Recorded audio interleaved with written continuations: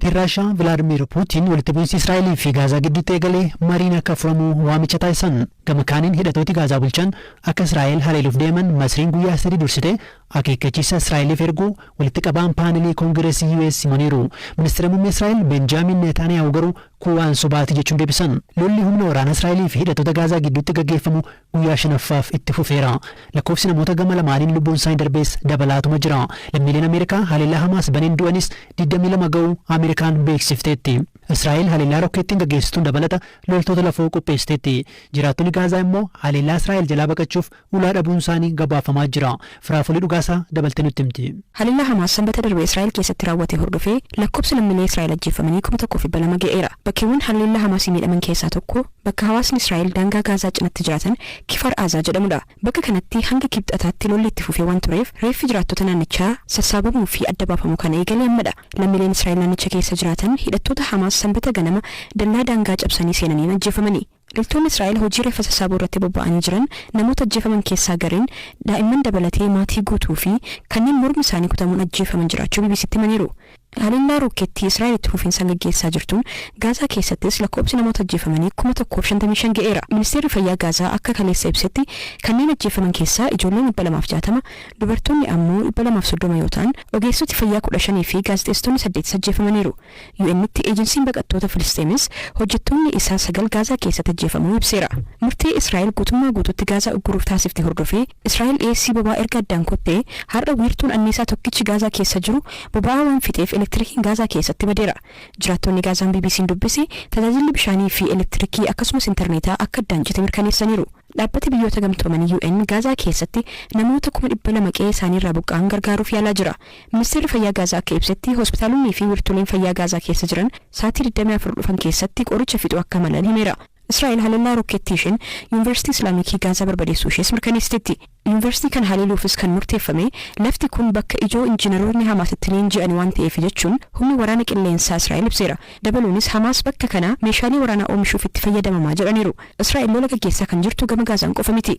Gama daangaa Libaanooniinis hidhattoonni Hezbollaa rokkeettii gara Israa'elitti dhukaasaa jiru. Israa'elis kaaba biyya isheetiin rokkeettii gara daangaa Libaanoonitti dhukaasuun deebii kennuu eegalteetti. Gama biraatiin ministeerri muummee Israa'el Benjaamin Netanyahu fi hoogganaan mormituu Benny Gantz mootummaa waliinii yeroo hatattamaa dabalataanis kaabinee waraanaa waliinii hundeessuufis waliigaltee irra ga'aniiru.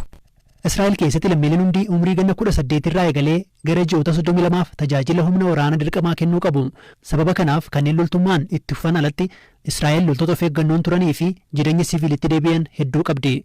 Haleellaa Hamaas sanbata darbe raawwate hordofee haleellaa Israa'el eegalteen loltoota jireenya siviilitti deebi'an 300,000 ta'an waraanatti waamuun Gaazaa irratti haleellaa lafoo eegaluuf jirti. Loltoota of eeggannoon turanii fi amma waraanatti waamaman keessaa tokko obbo Ayeelinyidha. Namni kun miseensa beekta Israa'el Itoophiyaatii gara Israa'el waggoota dheeraa dura imalanidha. Haala jiru akkanaan BBC'tti himan. Hawaasni baay'ee rifateera. Hidhattoonni Hamaas seenanii haleellaa banu jedhee kan eegan turre. Waraanni Hamaas nurratti bane garuu hawaasa Israa'el sababa siyaasa keessoon qoodame walitti fideera tokko godheera. Biyya kana waggaa 30 oliif jiraadheera. Haleellaa tibbanaan hiriyaan kiyya waliin baranne Shimeel jedhamu ajjeefameera. Buufata poolisii keessatti isa dabalatee poolisii 13 ajjeesan. Jiwish Itoophiyaa keessaa 7 aarsaa ta'aniiru. Kaanis jiraachuu malu. Walitti bu'iinsa Israa'elii fi Hamaas gidduu adeemaa jiruun jireenyi hawaasaa danqameera. Haalli jiru maal fakkaata?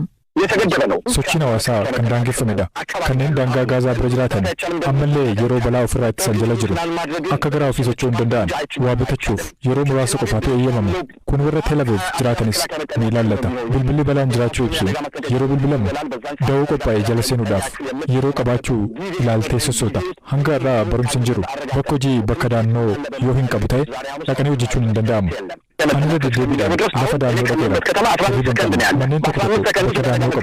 Kaan immoo gamoo jalaa qabu. Fakkeenyaaf gamoo 5ffaa kan jiraatan yeroo balaan jiraachuu ibsuudhaaf yeroo bilbilamu dafanii da'oo seenuu qabu. Bakka hin jiraatu yeroo bilbilamu da'oo seenuudhaaf sekondii 15 qofaa qabda. Kanaan ala balaan sirra ga'uu danda'a. Amma hawaasni dafanii lafa daannoo akka seenan gargaaruutti hin jira. Tel Aviv kalees isa duras haleellaan rokkeettii raawwataa ture. Bakka hin jiraatu garuu sekondiidhaan itaafamaa jira. Har'a guyyaa 5ffaadha. Xiqqaachaa dhufeera. እየቀነሰ እየመጣ ነው ያለው።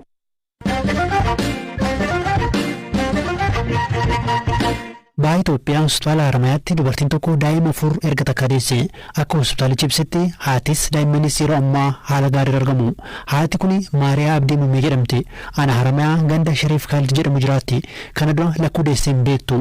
Akka miidiyaaleen biyya keessaa gabaasanitti dubartiin kun wallaansa baqaqsanii hodhuun daa'imman kana deesse. Yeroo ammaa hospitaala jirtu keessa bilbilaan dubbiseera. Sooli amma jajjabaattee moo akkam? Akka afur deessu yoon barteeti? Sadii quba qabdaa? Ijoollee afur erga takkaa guddisuun hin ulfaatu?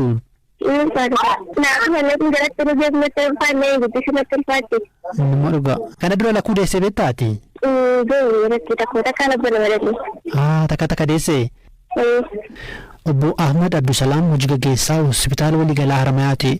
Hospitaala isaan hoogganan keessatti dubartiin erga takkaa hammana deessee jiraachuu gaafachuun eegalee. Dubartii shan deessanii ibsuu garuu daa'imman shanan san ogumatan lubbuudhaan hin turre. Kan ammaa kun immoo afran lubbuudhaanis haala gaarii jira nama haala gaariitti argaman. Dhattanii dubbistanii?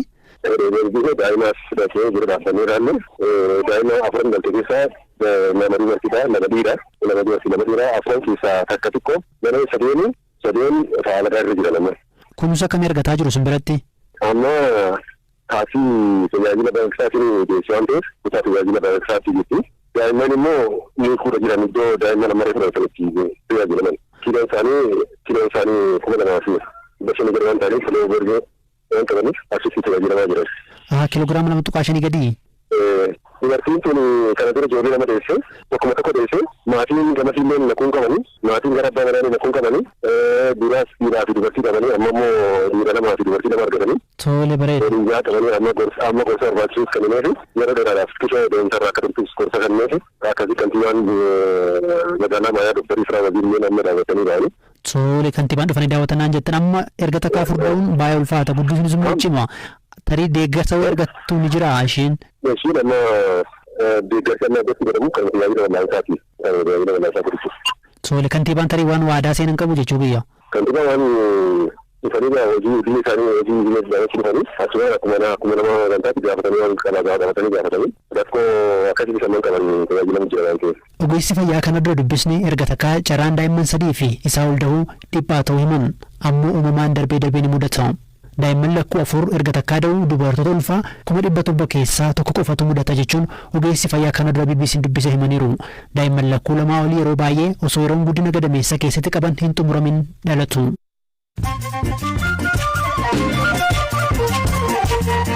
Amma moduuwwan gaggabaabaan isinitti himan badhaasa atileetii waggaa kanaaf atileetonni Itoophiyaa 2 kaadhimaman fulbaana keessa riikardii maaraatoonii kan cabsite Tigist Asaffaa fi riikardii meetira 5,000 kan cabsite Gudaaf Saggaay kanneen filmaata keessa seenanidha. Atileetonni kunneen atileetota jajjaboo kaan 9 waliin falmii taasisuu qabu. Buqqeen yookiin dabaaqulli kiloogiraama 1,000 fi 200 ol ulfaatu riikardii addunyaa cabse. Buqqeen Ameerikaa bulchiinsa Mineesotaatti seenaa galmeesse kun kuntaala 12 ol ulfaata. Namni 10 danda'ee lafaan kaasu. Barsiisaan buqqee kana kunuunsan guyyaatti si'a 12 bishaan obaasaa akka turanii fi doolaara 15,000tti baasuu himan. Dhamaatii baatii 5f doolaara 30,000 badhaafamaniiru. Xumura irratti Afrikaa kibbaatti killeen gabaatii dhibee inni jiru immoo gatiin isaa dabalee jiraatota yaaddesse. Kunis erga sababa dhibee argamsuun lukkuun miiliyoonota 7 ajjeefaman boodadha. Hanqinni lukkuu ammoo gatiin killee akka malee akka qaala'u taasise.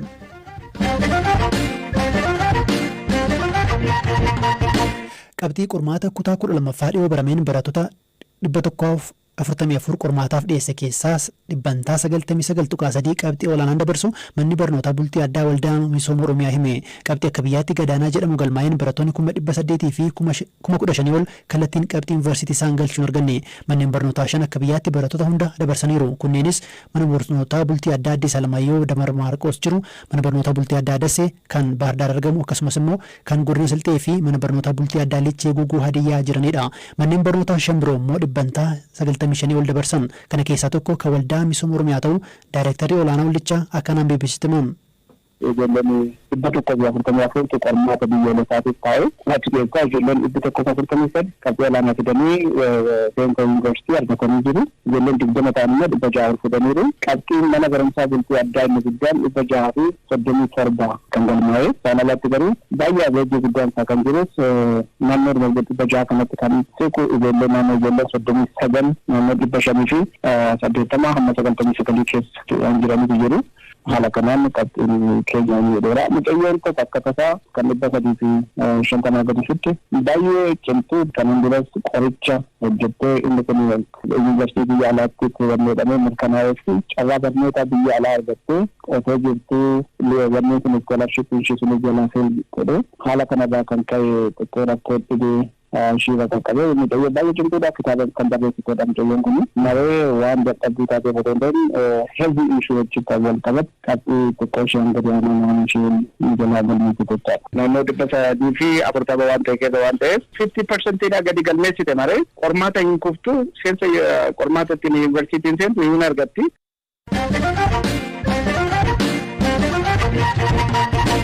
Shamarreen kun maqaanaaf dhoksaa jechuun seenaa ishee BBCtti himte magaalaa Finfinnee keessatti barsiifti. Jalqaba qeensa ishee jalaa ishee hoksa boodara qeensi ishee gurraachee ofumaa buqqa'ee galee waan akka daakus irraa ka'a kana dhoksuuf qeensa dibatte ammoo dhoksuu hin dandeenya. Eegasii waggoota 10 oliif quba ishee dhokfatti. Namoonni qubii miila isaanii nyaatamee jalaa fokkisees jiru. Dhibeen kun garuu maali? Furmaata qaba. Dr. Bashaana Mirreessaa hospitaala Rifalaalaa Yuunivarsiitii Wallaggaatti ogeessa gogaa yookiin immoo deermaatolojistiidha. Fangasiin infekshinii keessa keenya miidhuu keessaa tokkodhaani. Tiraakcharii quba keenyaa qaballeessuu, quba harkaas, quba miillaas miidhagummaa irratti kan dhiibbaa fidu irra jireessaa fangasiidhaan dhufa. Wanneen kana nama saaxilan waan hedduudha. Irra jireessaan yeroo namoonni fangasii qeensa miillaa gidduudhaa qabaatan sanatoo wal'aanamiin yoo turan namoonni mana shaaworii koomunaal shaawarra jedhaman isa bakka namoonni iddoo tokkotti fayyadaman gaafa fayyadaman nama tokko nama biraatti darba. Infekshinii fangasii sun immoo qeensa gidduu ni qabata adeemsaan immoo gara quba miillaatti quba harkaatti ni dhufa. Yeroo tokko immoo namoota yeroo deddeebiidhaan yeroo dheeraaf uffata miicuu ta'a qodaa mana keessaa miicuu ta'a sa'aatii dheeraa bishaan fana xixiqqii qaban gogaa isaanii naannoo qeensaa fi qeensa isaanii irratti fangasiin infekshinii mul'achuu ni mala. Fangasiin infekshinii kun wal'aansa ni qaba. Wal'aansa sadarkaa adda addaatu jira. Wal'aansa sana gochuun dura adda baasuutu barbaachisa gosa fangasichaa fi rakkoon sun fangasiidhaan dhufe keessa jiru adda baasuu barbaada. Qorichaan ni wal'aanama. Dafii hanga sirratutti garuu yeroo dheeraa ni fudhatanii qorichichi fakkeenyaaf otoo ji'a 2 ji'a 3 kenname qeensi inni fayyesuun kan guddate bakka bu'utti sagaleen waggaa tokko fudhachuu danda'a fayyee bakka itti deebi'uuf. Qorichi kun kan liqimsamuun alatti gosa biraa qaba kan dibatamu fa'aa? Yeroo baay'ee sirriibamu kanaatiin jijjiirama hin agarsiisu maaliif bakki fangasii sun ni miidhu bakka irraa qeensi keenya guddatu miil maatriksii kan jedhamu sanarraatti guddata. Kanaaf qorichi irra keessatti dibamu kun yeroo hedduu jijjiirama hin fidu darbee garuu qorichoonni gargaaran ni jiru. Nama tokko nama kaanitti darbaa inni kun? Eeyyee fangasiin ni darbaa dhibeen fangasiidhaan dhufu garuu irra jireessaan namni fangasiin harka isaarra yookaan qaama isaarra jiraateef fangasii qubaa yookaan immoo onikomaayiikosis jedhamu sana hin fidu. Namoota dhibee qabaatan waan akka dhibee sukkaaraa, dhibee HIV warra qabaatan, sarkuleeshinii dhiiga isaanii naannoo qubaatti kan rakkoo qabaatu, namoota deddeebi'anii uffata waan jiidhaa bakka hormaata fangasiif mijatutti hojii sana hojjetan, yeroo tokko immoo kophee godhannu yeroo baay'ee miilli keenya kan caamaa keessaan haguugamee oolu yoo ta'e dhibeen fangasii sun argamuu danda'ani. Fangasii qofti jiraateef dhibee sana fida jechuu miti. Otoo dhibee sana fidu qaama keenya irra jiraachuu danda'a. Balee nama tokkorraa nama tokkotti akkuma fangasii qaama iddoo keenya ni daddarba. Lamma dur maal agarraa namoonni keessumaa ijoollummaatti kophee hin godhatin fakkeenyaaf qonna keessa kan mudatan ta'uu danda'a rakkoo garaagaraan kan mudatan ta'uu danda'a yookiin immoo koongoorri godhatan addatti rakkoo kanaaf saaxilamu jechuu dandeenya. Gosa qaba fangasiin keessaa kuni. Namatti naan jechaa turte sekondarii onikomaayiikosis jechuun miidhaan qeensa keenya irratti argame qeensi keenya mukni mormichuu hin danda'a waan waraanuu hin danda'a qeensi keenya ni miidhama sana hojii immoo fangasiin irratti ni ba'a. Mataa isaatiin sun fangasii jechuutu hin taane sekondarii akka